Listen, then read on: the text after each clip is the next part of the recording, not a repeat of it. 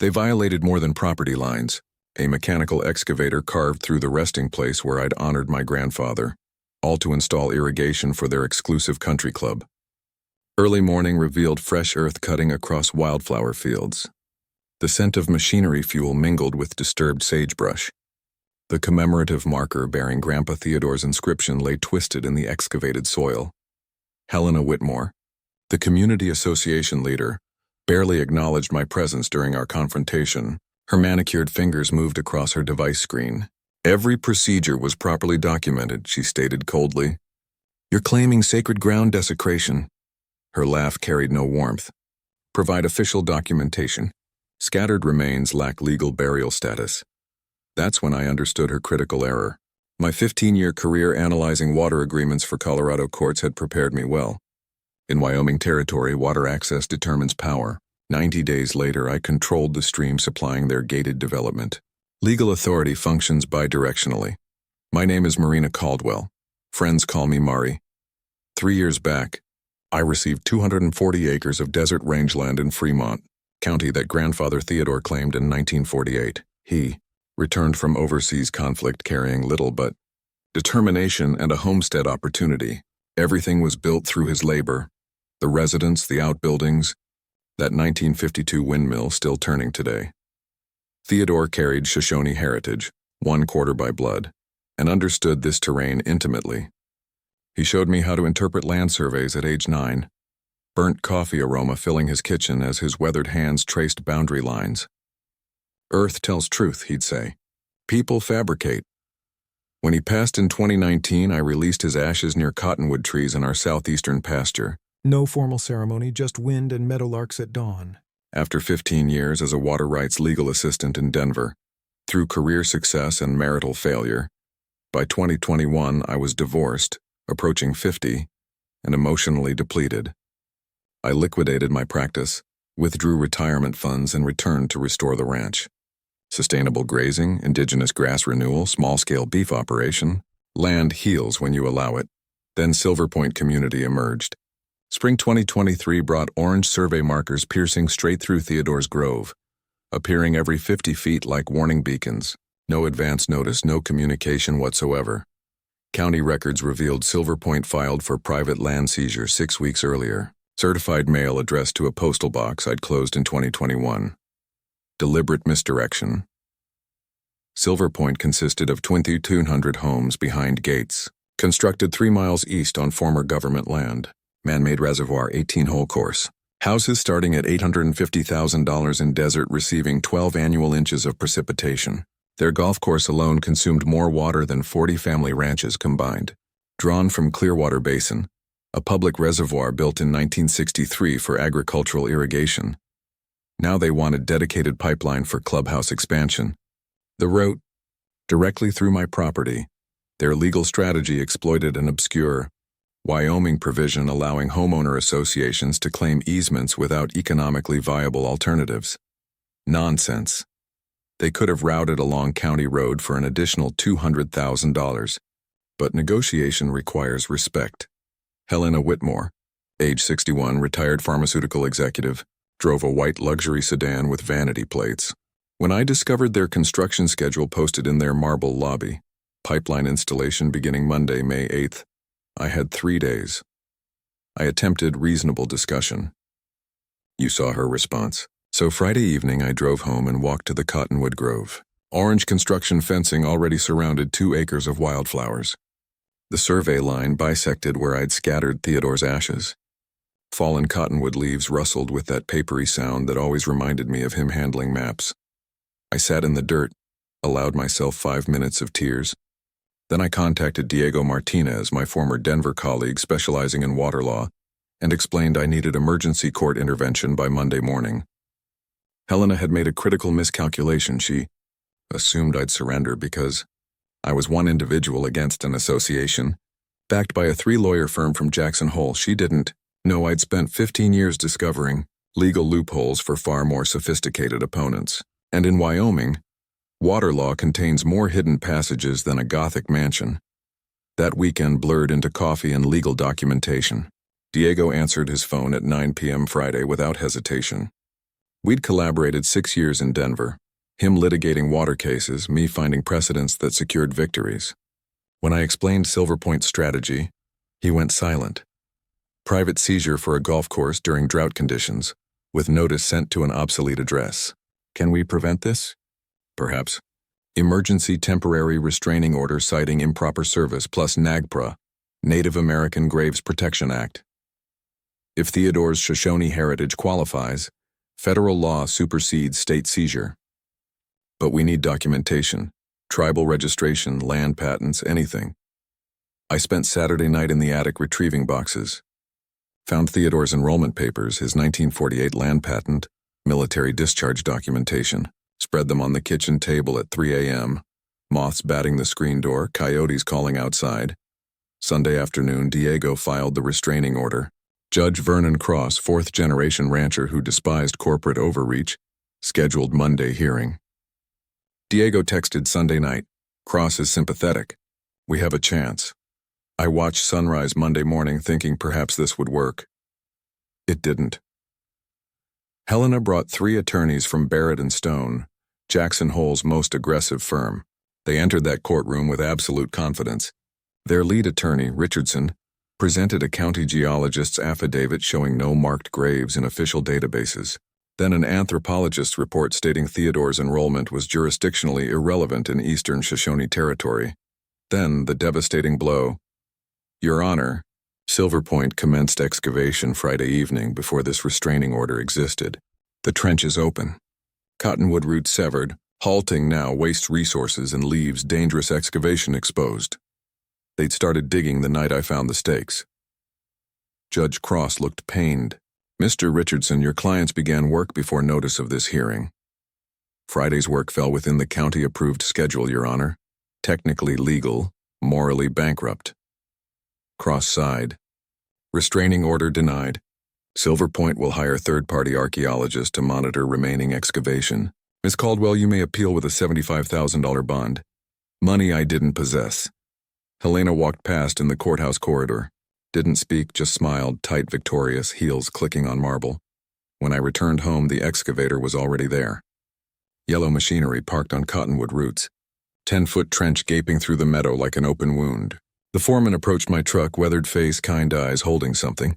Theodore's bronze memorial marker, bent and mud-covered. First scoop, he said quietly. I'm sorry. I've got orders. Diesel smell mixed with torn earth. Meadowlarks that always sang there, silent for the first time ever. I sat in my truck holding that broken marker, hands trembling. Then I noticed the survey map on my passenger seat. Small print. Water source, Clearwater Basin, U.S. Bureau of Reclamation. Supply allocation managed by Fremont Watershed District. Silver Point didn't own this water. They received allocation from a public board, which meant contracts, renewal terms, public records. I drove to county records and started pulling Watershed District files. Buried in a 1987 bylaw amendment. Never digitized, just yellowed paper in a filing cabinet. I found it. Any private entity consuming over 500 acre-feet annually must renegotiate allocation every 10 years or demonstrate conservation infrastructure matching 15% of draw. Silver Point's golf course used 620 acre-feet per year, according to their own 2020 environmental statement. Last renegotiation, 2014, 10 years ago. In Western water law, failing to renew your allocation is like forgetting to renew vehicle registration, except the penalty is losing your legal right to use the water entirely. The Watershed District could void their contract with a single vote. I photocopied that bylaw, hands steady for the first time in days. Helena thought she'd won. She'd just opened the door for me to take everything. Helena struck back 48 hours after the hearing. Every homeowner in Silver Point Estates, 2,200 families, received an email. Local rancher threatens your water access. The message portrayed me as a selfish obstructionist blocking critical infrastructure, driving up their costs, endangering their children's access to clean water. My phone ignited that afternoon with blocked numbers. Voicemails calling me selfish and entitled, living alone on all that land while families suffered. One caller just breathed heavily for 30 seconds and said, "Watch yourself." I reported it to the sheriff. He took notes, promised to monitor the situation. That universal law enforcement phrase meaning absolutely nothing would happen Thursday, reaching for frozen vegetables at the grocery store, a woman in athletic wear blocked my cart. Silver Point logo on her water bottle, loud enough for the entire aisle. My water bill increased 40% because of you. We have 3 children, but you don't care about families, do you? The manager escorted her out while people stared. I abandoned my cart and drove home with shaking hands. That night, someone cut 40 feet of my fence with bolt cutters, leaving jagged wire edges that could kill livestock. 16 head of cattle wandered onto County Road before dawn. 4 hours to recover them. $200 in impound fees. No proof, but the timing screamed Silver Point. Then Helena's attorneys filed a counterclaim demanding $250,000 for construction delays, allegedly caused by my restraining order. Diego called it a strategic lawsuit designed to drain me financially until I collapsed. Fighting it would cost $40,000 I didn't have. My savings held $22,000 needed for fence repairs, legal fees, and daily ranch operations. I couldn't sleep. Started researching water law at 2 a.m., clicking through Bureau of Reclamation archives until my eyes burned. That's when I found Clearwater Basin's 1963 master plan buried in a PDF. Original purpose: agricultural irrigation for family farms. Current allocations split 3 ways: 60% agriculture, 30% municipal, 10% private domestic. Silver Point fell into that last category, sharing space with rural homes and small ranches. But their golf course alone consumed 620 acre-feet annually, more than every other private user combined. I filed a Freedom of Information Act request. 2 weeks later, a CD-ROM arrived with 4,000 scanned pages. I read for 3 nights straight. Coffee going cold, highlighter running dry, until I found the 1987 bylaw buried in Watershed District Meeting minutes. Any private entity using over 500 acre-feet must renegotiate every 10 years or prove conservation. Infrastructure, Silver Point's allocation started in 2014. Renegotiation was due in 2024. They were overdue. But then I found something better. The Fremont Watershed District Board had 7 members. 6 were ranchers and small-town officials who might actually listen to reason. The 7th was Daniel Whitmore, who ran a feed supply store and got elected in 2021. I pulled 3 years of meeting minutes. Every vote on Silver Point's water, Daniel voted yes. Every expansion, yes. Every concern from ranchers about overuse, Daniel shut it down. And nowhere in the public record had he disclosed one crucial fact. Helena Whitmore, Silver Point's association president, was his sister. I cross-referenced the dates. Silver Point's clubhouse expansion approved March 2022. Daniel's vote. Pipeline easement fast-tracked January 2023. Daniel's vote. The pattern was unmistakable. Water boards wield massive power in the West, but ethics rules are ironclad. Board members must disclose family ties, financial relationships, anything creating bias. Failure to disclose doesn't just void their votes. It opens the entire board to legal liability and triggers mandatory state investigation. I called Diego at 11 p.m. Helena's brother sits on the watershed board. Never disclosed the relationship. He's been approving everything Silver Point requests. Long silence. Then, Jesus, Mari, that's grounds for state investigation. We file formal complaint with the engineer's office. They have to audit every decision he touched. And during investigation, all pending allocations freeze. Exactly. If the audit finds violations, Silver Point could lose their water entirely. I smiled for the first time in 2 weeks. Helena had spent a month trying to bury me with lawsuits and harassment, thinking she had the system wired through her brother's position. She didn't know I'd just found the wire cutters. Draft the complaint, I said, and make it hurt. I couldn't fight this alone. I needed expertise, media, and voices that carried weight beyond a courtroom. First call, Isabel Porter, a hydrologist whose name kept appearing in 1990s water disputes. She'd spent 30 years fighting over allocation in Wyoming basins before retiring to Lander. I called cold, expecting a polite refusal. She answered on the second ring. I pitched fast. Gated community stealing public water for golf course. Need someone who cares? She laughed, delighted. You had me at stealing public water. Come by tomorrow. We met at a diner. She was 68, silver braid, soil-stained hands. I spread my research across the table.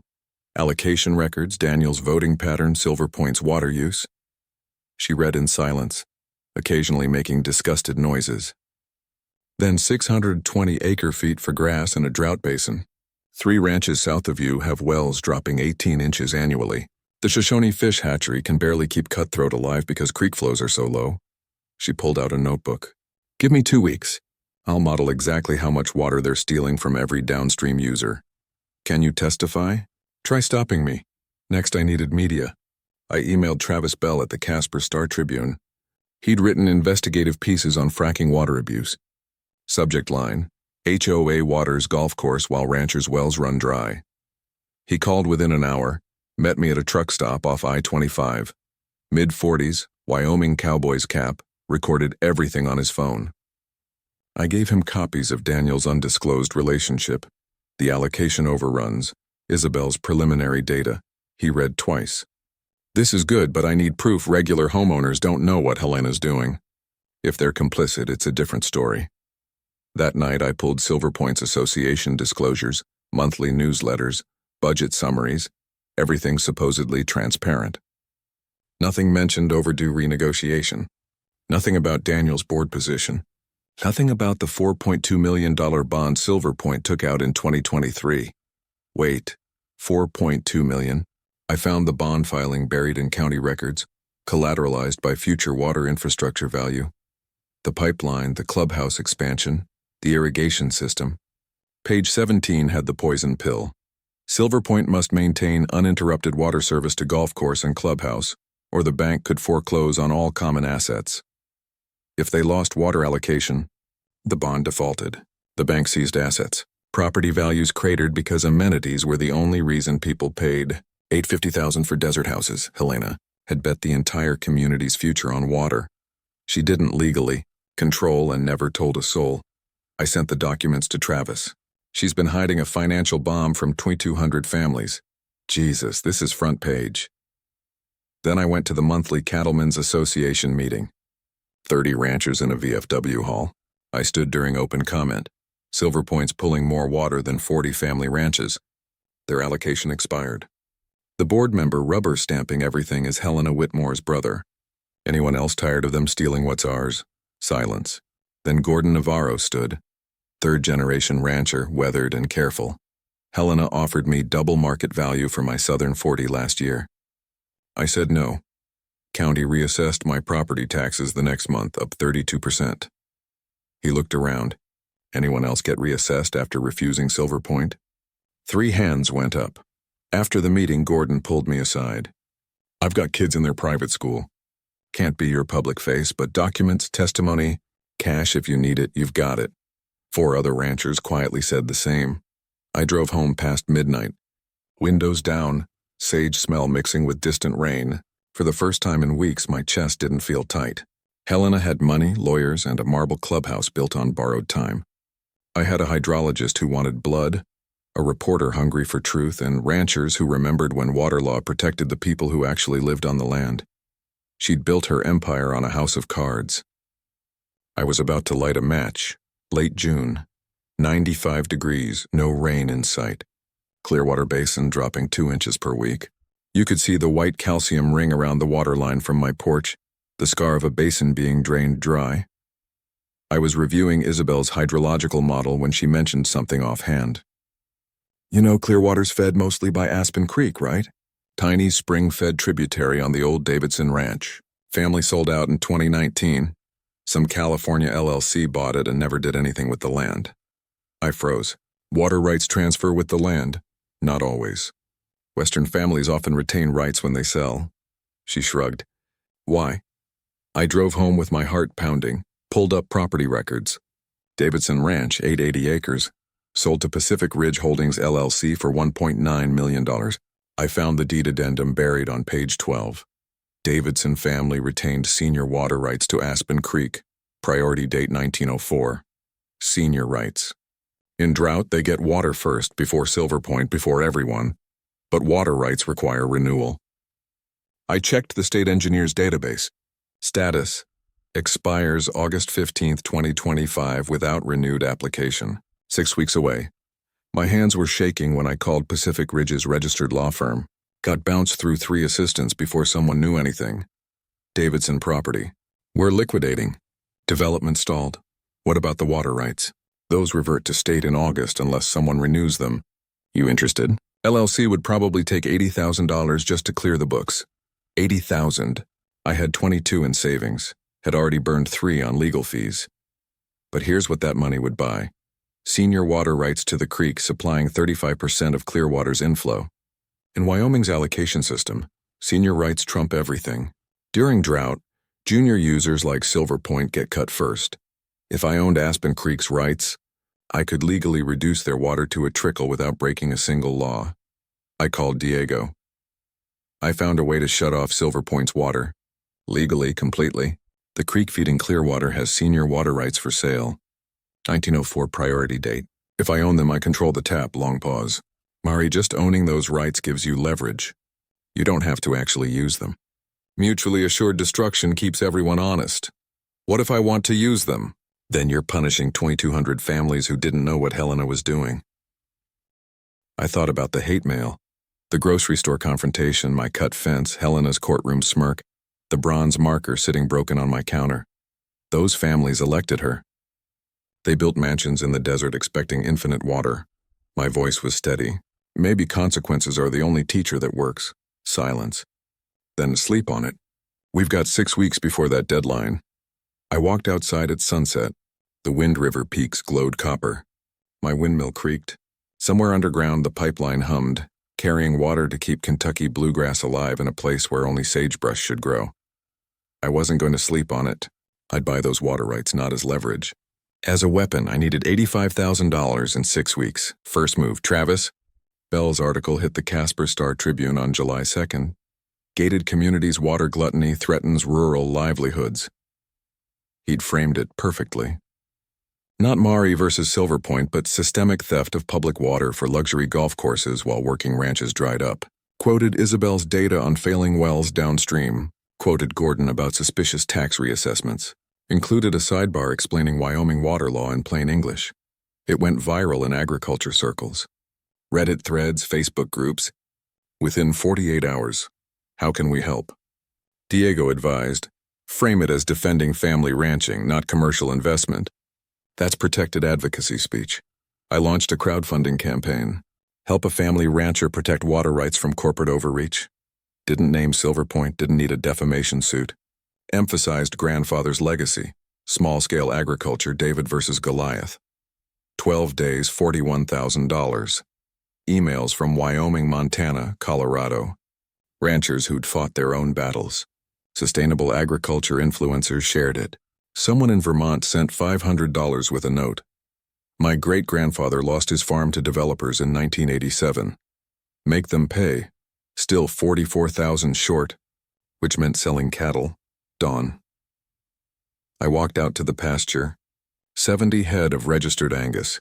60 years of Theodore's careful breeding, steam rising off their backs. Selling 25 would net $38,000 and gut my operation for 5 years. But losing meant Silver Point's lawyers would bury me entirely. I called the auction house. 25 head. How fast? Tuesday sale. Bring them Monday. Tuesday afternoon, the trailer pulled away. Dust plume on gravel. My herd cut by 40%. The pasture looked like a smile with missing teeth. Gordon Navarro showed up that evening with a check for $6,000. No interest, no timeline. Pay me back when Silver Point's dead. Total $85,000, exactly enough. Diego had the strategy mapped like a chess endgame. 3 simultaneous moves. Move 1. File water rights claim with state engineer by August 15th. Demonstrate beneficial use through ecosystem restoration and agricultural drought reserve. In Western water law, you don't own water. You own the right to use it. And priority date is everything. During shortages, older claims get water first. My 1904 claim would always trump Silver Point's 2014 allocation. Move 2. Purchase Aspen Creek rights from Pacific Ridge Holdings. Diego negotiated to $80,000 flat. Closing August 10th. Move 3. File complaint with state engineer about Silver Point's expired renegotiation and Daniel's undisclosed conflict. Once filed, mandatory investigation and all pending allocations froze during review. Isabel completed her hydrological model. Mid-July, I drove to her house, found maps spread across her dining table like surgical plans. If you exercise senior rights during drought, Clearwater drops 35%. She traced downstream impacts with her finger. Fremont Watershed Protocol suspends private domestic users first. Silver Point's allocation stops completely. Can they fight it? Not successfully. Your 1904 date beats their 2014. Water court isn't negotiable. She looked at me. Question is whether you can live with it. Can they live with desecrating my grandfather's grave? She smiled, thin and satisfied. I'll testify to that.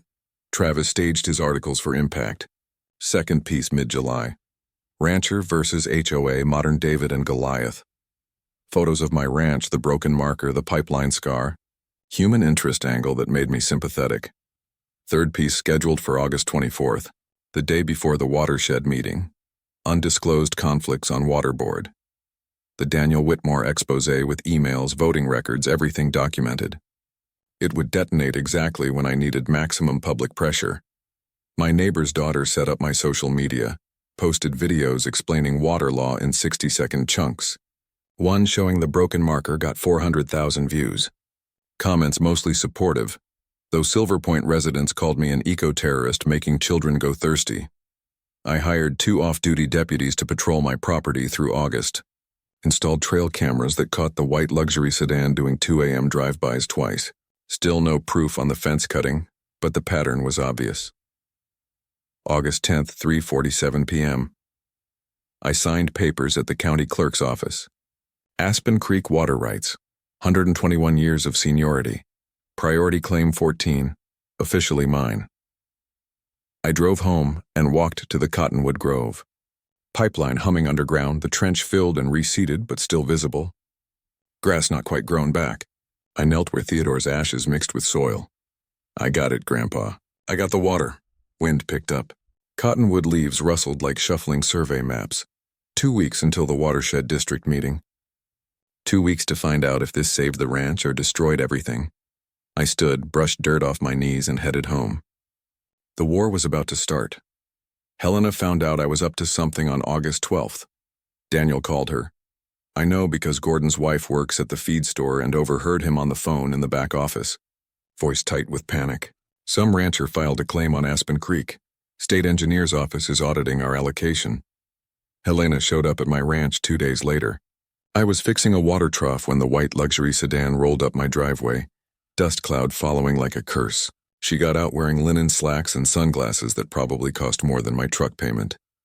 Marina, we need to talk. I kept working on the trough. Get off my property.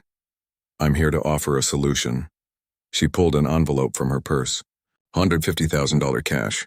You drop whatever complaint you filed, sign a non-disclosure agreement, and we all move forward. I straightened up, wiped my hands on my jeans. You think you can buy me? I think you're a smart woman who understands that fighting costs money you don't have. Her voice dropped, lost the syrupy sweetness. You have no idea who you're dealing with, Marina. I've destroyed people for less than this. That a threat? She smiled, put her sunglasses back on. It's a fact. Think about my offer. She drove away, leaving me standing there with my heart pounding and my hands shaking. Not from fear, from rage. 2 days later, Wyoming Department of Agriculture showed up. Anonymous complaint alleged I was overgrazing, violating stocking density regulations. The inspector was apologetic, clearly knew it was harassment but had to do his job. Spent 6 hours walking my pastures, checking fences, counting cattle. Passed easily, but it cost me 2 days of work and a spike in blood pressure I didn't need. Then the op-ed hit the Jackson Hole News and Guide. Eco-warrior or eco-terrorist? Rancher's water grab threatens thousands. Written by someone named Martin Fenway. I researched him, found he was a consultant who'd worked for 3 different HOA management companies. The piece painted me as a radical environmentalist, weaponizing water law to punish families for the crime of wanting nice homes. Comment section filled with vitriol. My email inbox exploded. 2 death threats detailed enough I reported them to the sheriff, who filed them and did nothing else. I stopped sleeping well, started checking the trail cameras obsessively. The luxury sedan kept appearing at 3 a.m., 4 a.m., always just driving slowly past. August 20th. The state engineer's office scheduled an official inspection of Aspen Creek. Claudia Wu, senior hydrologist, would evaluate my beneficial use claim and review Silver Point's allocation simultaneously. I hiked the property at dawn that morning with Isabel, making sure everything looked legitimate. Creek flow healthy, native vegetation thriving, no signs of waste or abuse. At 10 a.m., Claudia arrived. Mid-50s, no nonsense, carried herself like someone who'd spent 30 years dealing with liars and knew all their tells. We shook hands. Then Helena's SUV pulled up, followed by 2 Barrett and Stone attorneys in a rented vehicle. Daniel Whitmore climbed out of the SUV looking sweaty and nervous. Claudia's expression didn't change. Miss Whitmore, this is a technical site evaluation, not a public forum. My community's water supply is at stake. I have every right to observe. Helena's smile was pure ice. We hiked to the creek. I presented my 30-page restoration plan. Isabel had helped draft it. Native cutthroat trout habitat restoration, a state conservation priority, emergency livestock water for neighboring ranches during drought. Partnership with Eastern Shoshone Tribe for cultural site protection around Cottonwood Groves. Claudia read in silence, occasionally making notes. Her poker face was impenetrable. Helena interrupted 3 times, trying to argue my application was retaliatory and fraudulent. Each time, Claudia cut her off with bureaucratic precision. Finally, Helena snapped. This is a sham. She's doing this to punish us for legally exercising our infrastructure rights. Claudia looked up from her clipboard. Ma'am, the applicant's motivation is irrelevant under Wyoming statute. Only lawful beneficial use and priority date matter. She turned to me. Your 1904 claim is senior to every other user on this watershed. If your use plan is legitimate, and preliminary review suggests it is, your rights are absolute. She looked at Daniel. Mr. Whitmore, your allocation renegotiation is 5 years overdue. Perhaps focus on that rather than interfering with a legal site inspection. Daniel tried to speak. Now, Claudia, let's be reasonable. But she held up a hand. If you're attempting to influence a state proceeding based on personal relationships, I'll refer this to the Attorney General's office. Are we clear? Daniel went pale, shut his mouth. Helena stared at me with pure hatred. The kind of look that says this isn't over. Not even close. Claudia finished her inspection, told me she'd approve the claim pending final. Paperwork due by August 25th. She also flagged Silver Point's allocation for immediate compliance review. 30-day. Deadline to demonstrate conservation infrastructure or face suspension. They drove away in silence. I stood there with Isabel, watching dust settle on the dirt road.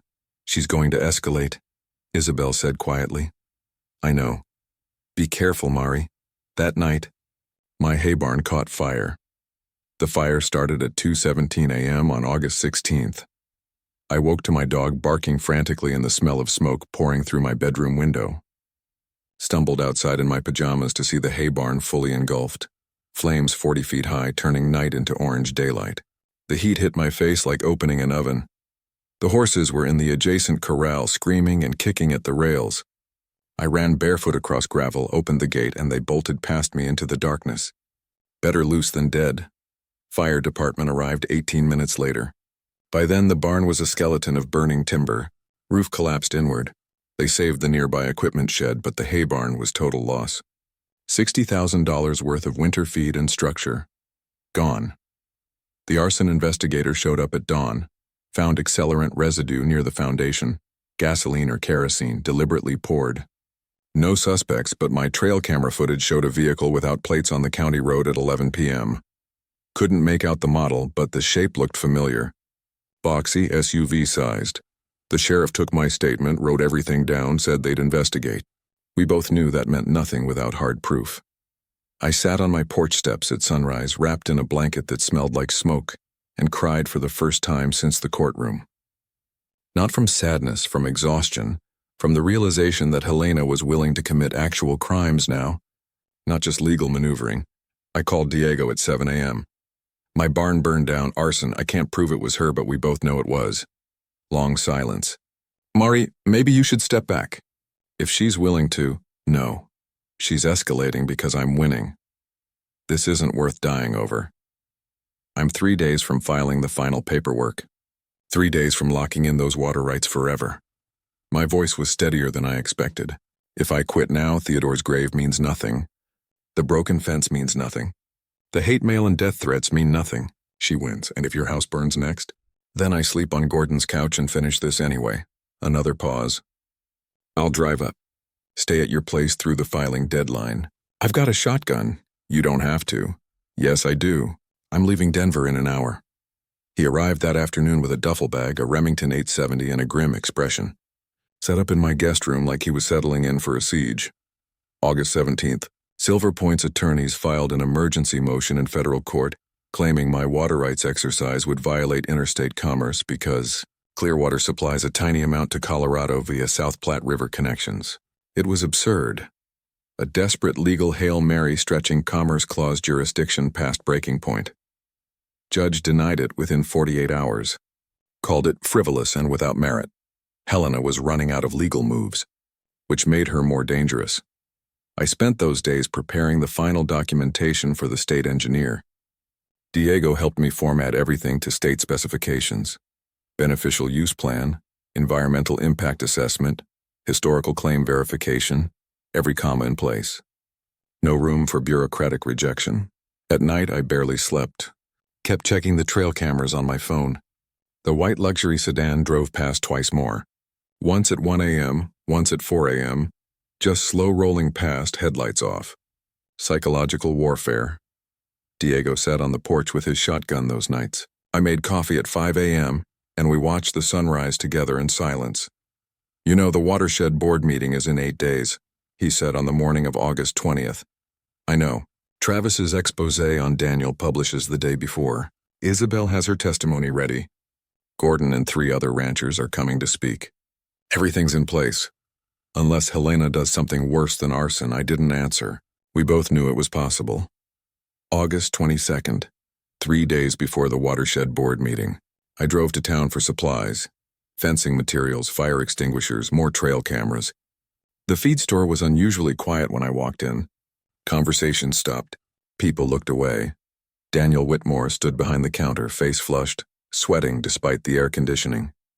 When he saw me, something flickered across his expression. Guilt, maybe. Or fear. Marina.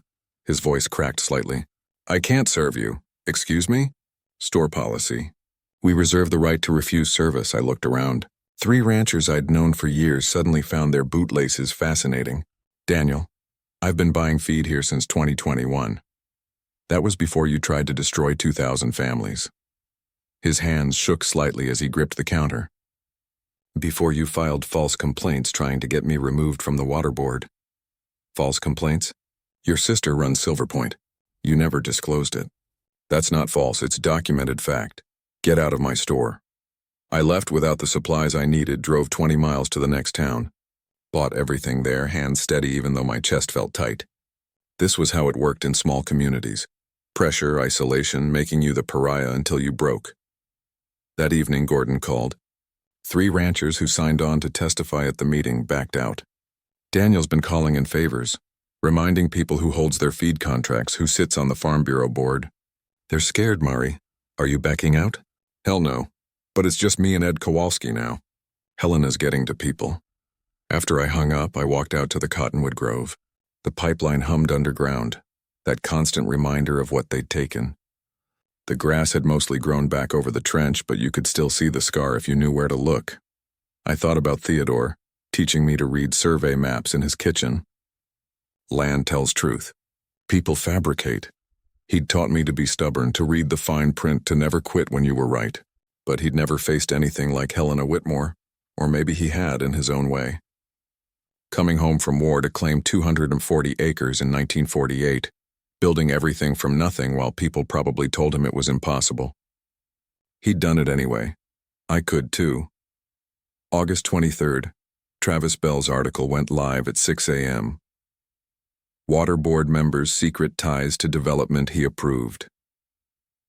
Every vote Daniel cast for Silver Point, laid out chronologically, his sister's role as HOA president, the expired renegotiation he'd ignored, property tax increases for ranchers who refused to sell to Silver Point, all traced back to county assessor appointments Daniel influenced through his political connections.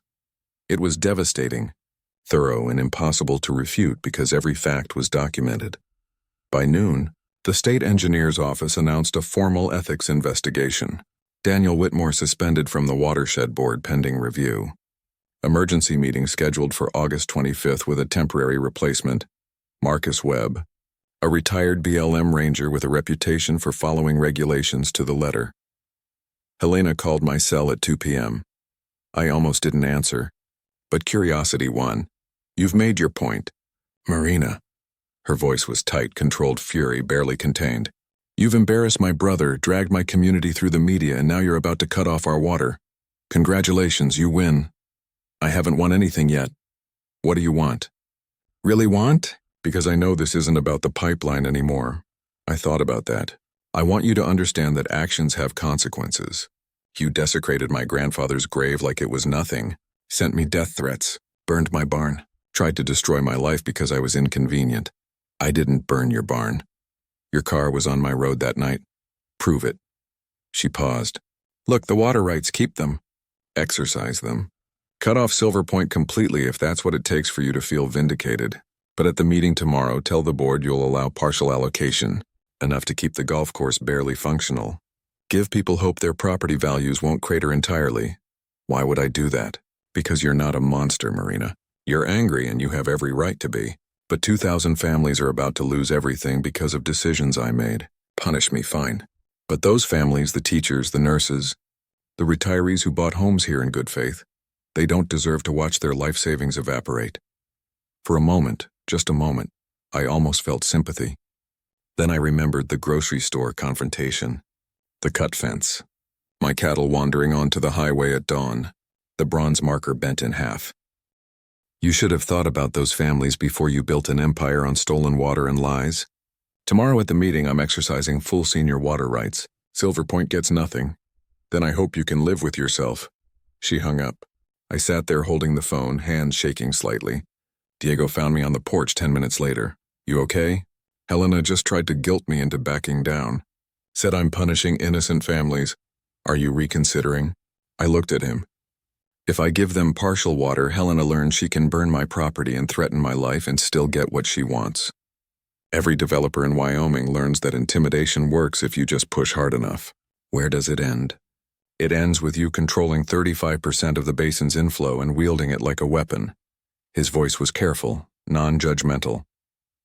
That's a lot of power, Mari. Power to ruin lives. Or power to finally force people to face reality. This is desert. It gets 12 inches of rain per year. Building golf courses here was always insane. Maybe losing water is the lesson they need. He nodded slowly. Just make sure you can look yourself in the mirror after. That night I barely slept. Kept thinking about the families Helena mentioned. The teachers, nurses, retirees. People who'd bought homes expecting infrastructure to work, water to flow, life to be comfortable. They'd elected Helena, sure. Trusted her decisions.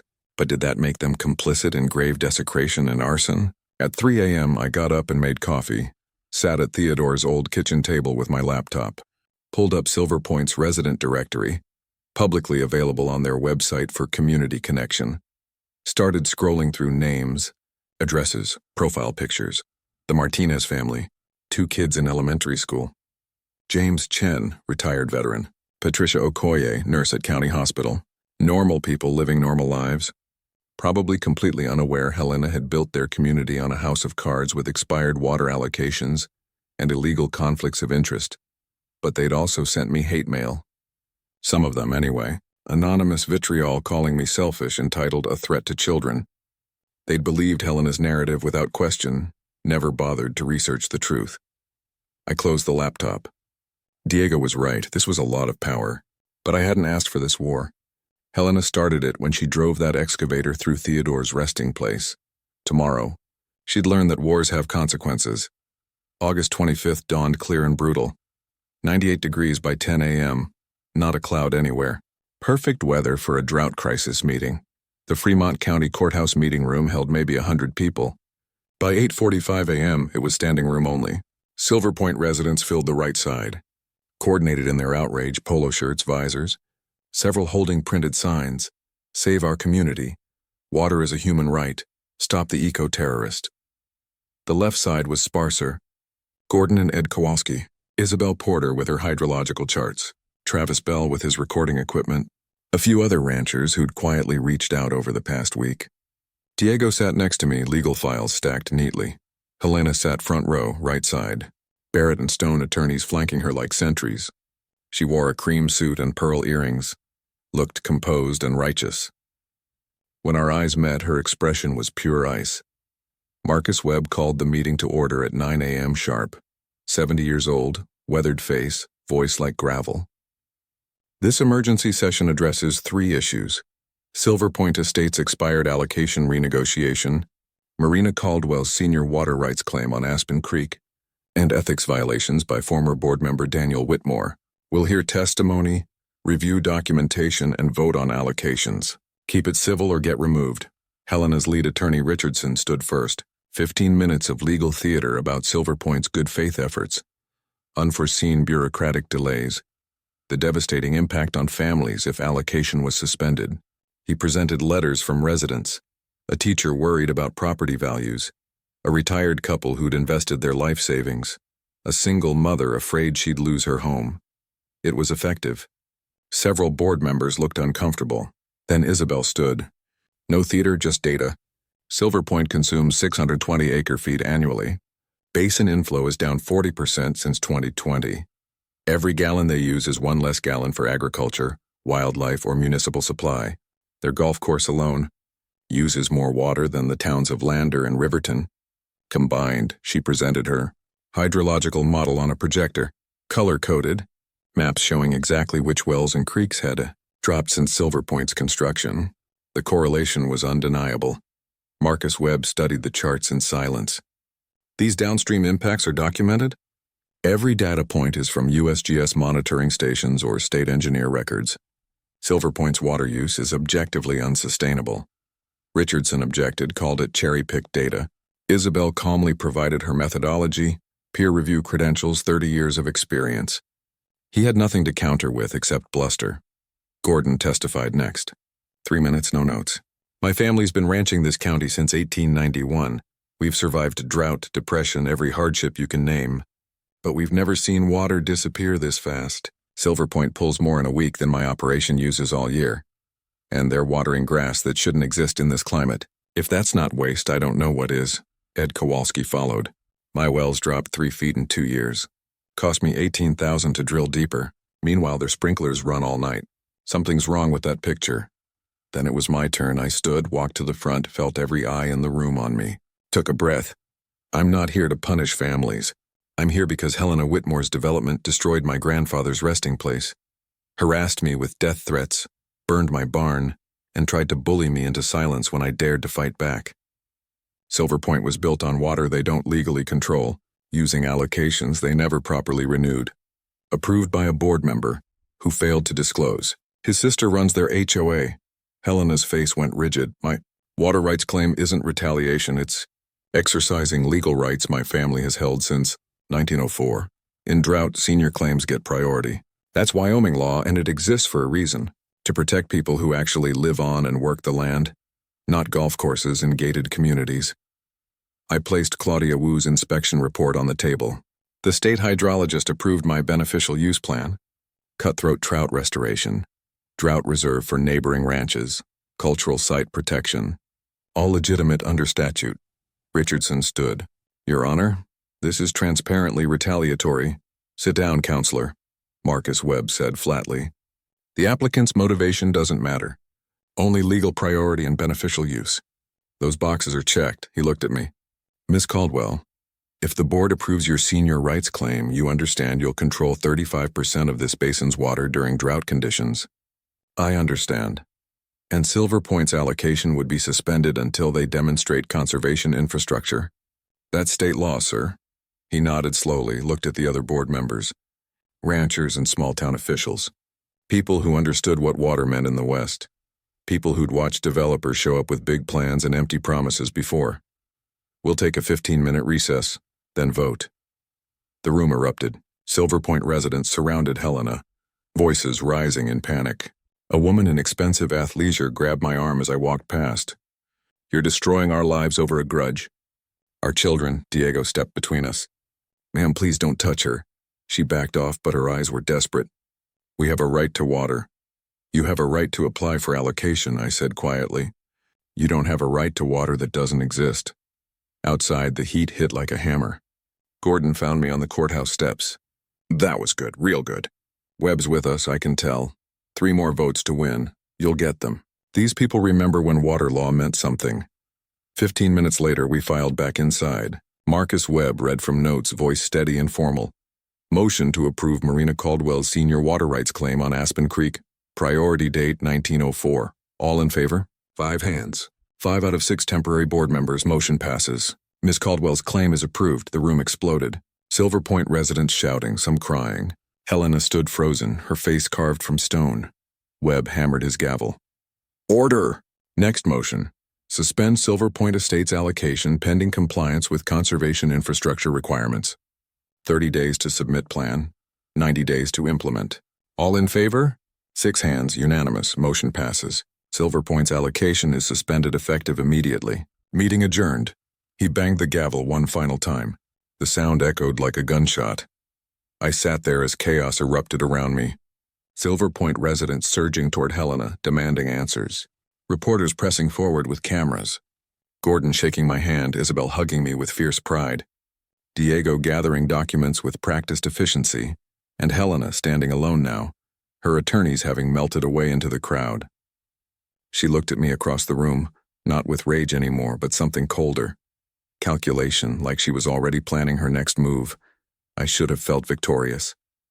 I'd won. Complete, total victory. Senior water rights secured forever. Silver Point's allocation suspended. Daniel Whitmore under investigation. Everything I'd fought for. But all I felt was exhausted.